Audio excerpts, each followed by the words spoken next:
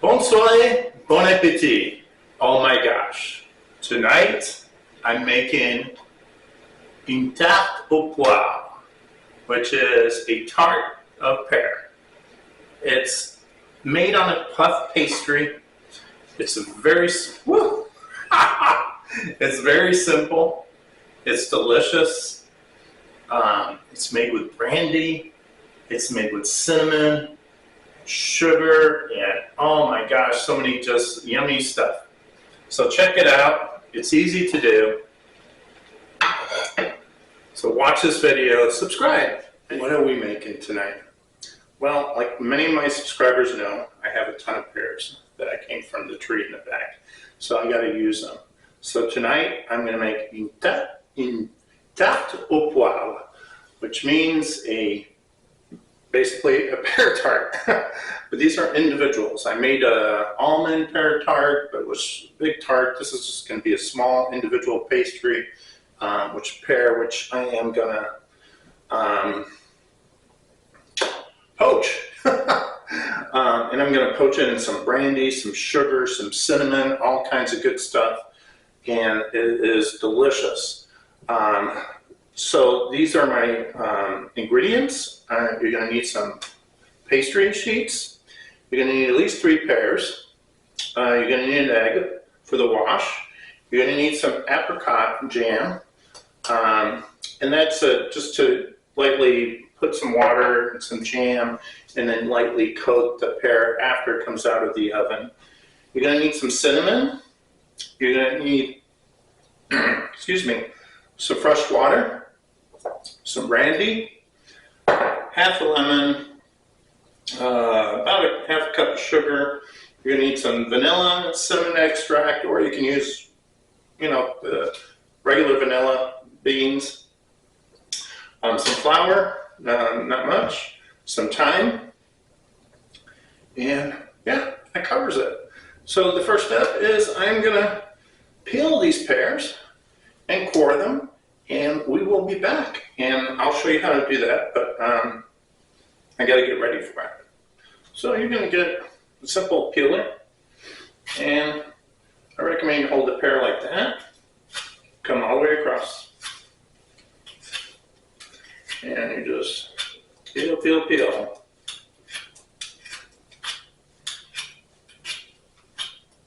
Now when you're selecting your pears, make sure that they're ripe. They're still firm though. You don't want a gooey mess. So how can you tell if a pear is ripe? Because they are tricky. If you buy them at the grocery store, usually they won't be ripe for at least 4 days. And you can speed that up by putting it in a brown bag with a banana. Or you could just leave it out and decorate. And then 5 or 7 days later, the pear will be ripe. And if you squeeze the end or take a pin and you see juice, then it's ripe, or something you can poke it at the end. So this pear is peeled. And get the top here as much as I can. I'm going to save the stems for decoration. Now, a little trick is to put extra cutting board, a smaller one, and then you can just move all your peels and not make a big old mess. Anyways, now, here, let me move these so you can see. We're going to cut it in half. Oh, did I miss a spot? No, we're just going to cut it in half, like that. I put it over there. And easy. You need a spoon. And you're going to pour it out. So you're just going to take your spoon, hold it firmly, and then push in and turn, and turn, and just pull that out like that. There we go. And then we're going to get, so there's a piece that goes here that's tough. See that? Just going to do a little triangle here with a paring knife and take that out like that, and do the same on the back like that. And that's how it's done. Now I'll show you how you save these. Simply do the same thing, the triangle thing.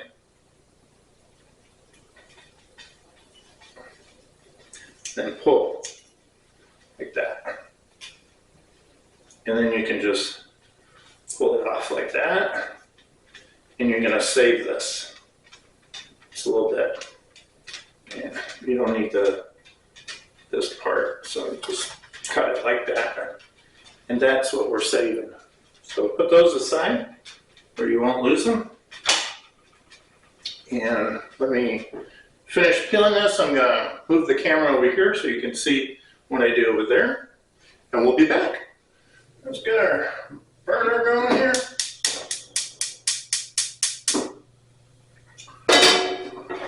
I'm going to drop 2 cups of water.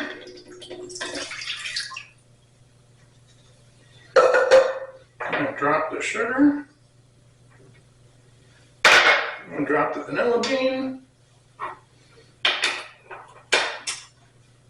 Half a teaspoon of cinnamon.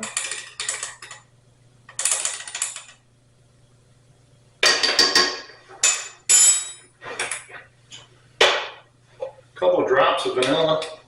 Even though I have a bean, I'm just going to put a couple of drops. Oops, there we go. That was a couple of drops. And then brandy, we're going to put 3 tablespoons or 4.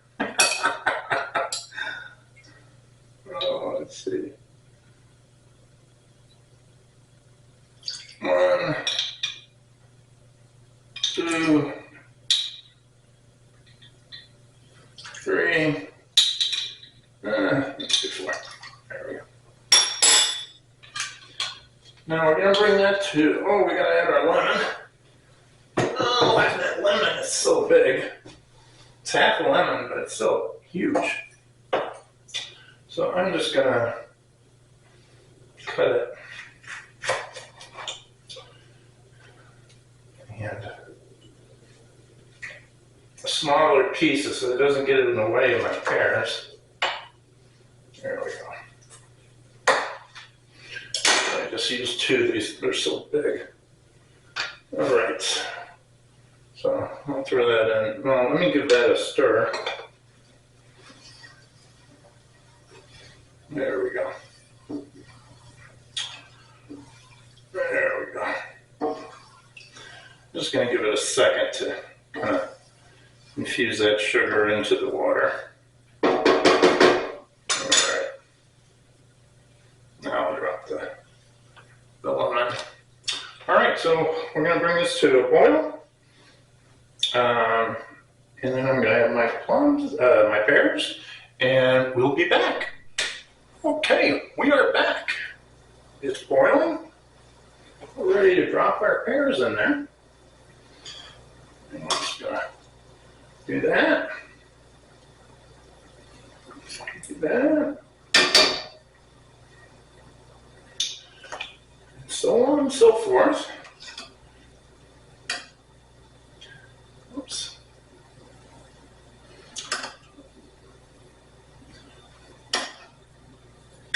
That's a big one there. There we go. Okay. Now, just poach for 7 minutes, and we'll be back. Okay. So, we're poaching our pears. That's what it looks like. Baste it once in a while. Like so. And you're going to do this for 5 to 10 minutes. 10 minutes, closer to 10 minutes. Oops, sorry about the steam. And then we will remove them, put them in a container, and let them cool for a good 5-10 minutes. So if you notice, I keep reducing this. And after it's reduced by more than a half, I'm just going to drop a couple drops of almond extract in there. Oh, just a bit. And then we're going to give that a little stir and let all that goodness just work itself in. And we're going to keep reducing that.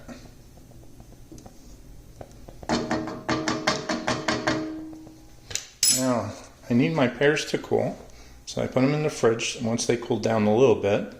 And I'm going to give them a good 10 minutes in the fridge, and then we will start on their pastry. Okay, so I'm liking that.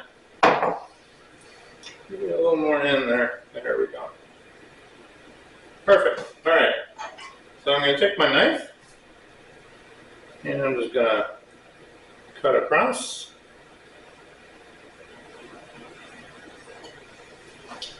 Cut across.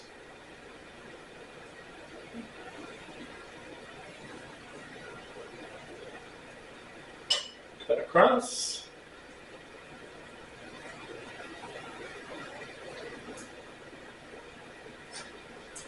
All right. And the trickiest part is to do this. Oh, yeah, I gotta go really easy because I don't want to scratch my marble. But I just go like that and loosen it if it sticks. I mean, like this there. There we go. Okay. Now I'm going to go ahead and put it on here. And this one's fairly nice. Oh, that one like that. Anyways. Next step is you want to take your knife and just outline the pear.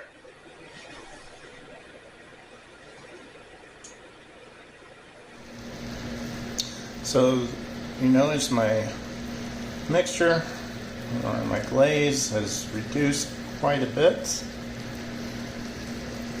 And this is how I want it. I want it syrupy. So if you see that, there's like the syrup going on.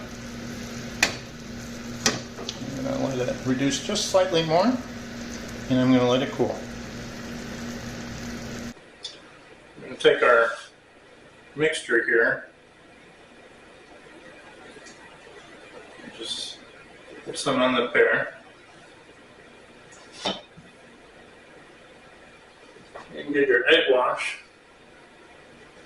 and 1 egg and a teaspoon of water or 2, and you're just going to egg wash around.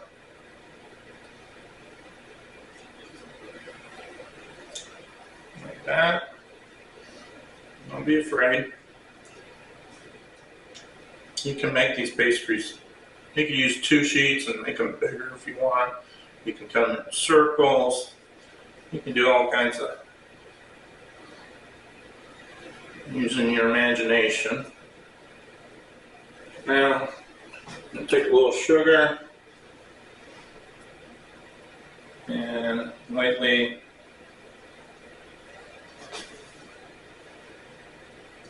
sugar around. Now you're going to put this in the freezer for about 15 minutes. So it cools down completely. Your oven is preheated at 400 degrees. So I poured what was left of my solution in, or my glaze, and I needed to cool it. So I get another thing, a little bit of ice there, and I just sit it on top of there.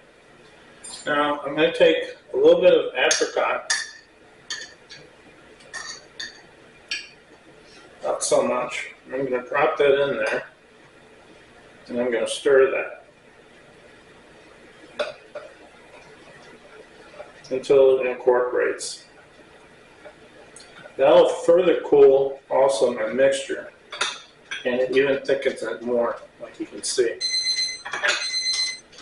It's telling me that my pastry in the freezer has been in there for 15 minutes. There we go. Beautiful.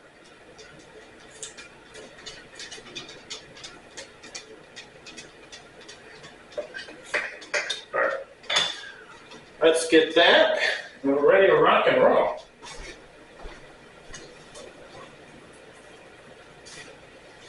Take these guys out. And now we work quickly. We take a little bit and we glaze it. You see how thick that is? Now take care to only put it on the pear. And work quickly. If you don't do it quickly, you might have to put it again back in the freezer to chill it a little bit more. But, I mean, honestly, you would really have to take some time.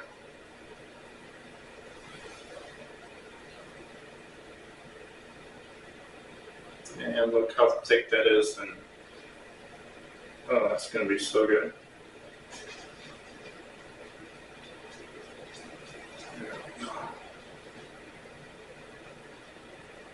Okay, now quickly a little bit more egg wash. Just tap on it, don't brush it, because you put the sugar and if you'll remove it, but the egg wash had a chance to absorb, and now we're just going to give it even a little bit more color by doing that.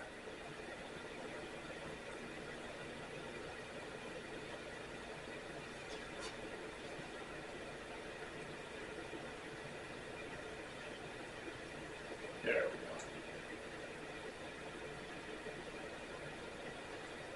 go. Okay. Straight into your preheated 400 degrees.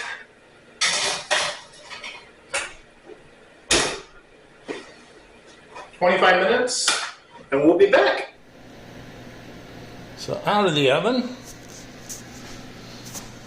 served on a tray. Now look at that. Just add some powdered sugar. Dress it with some thyme. And look at the beauty of that. You can't beat it. You'll notice the layers. So that puff pastry is a pastry. Delicious. Now I'm going to add some whipped cream on that.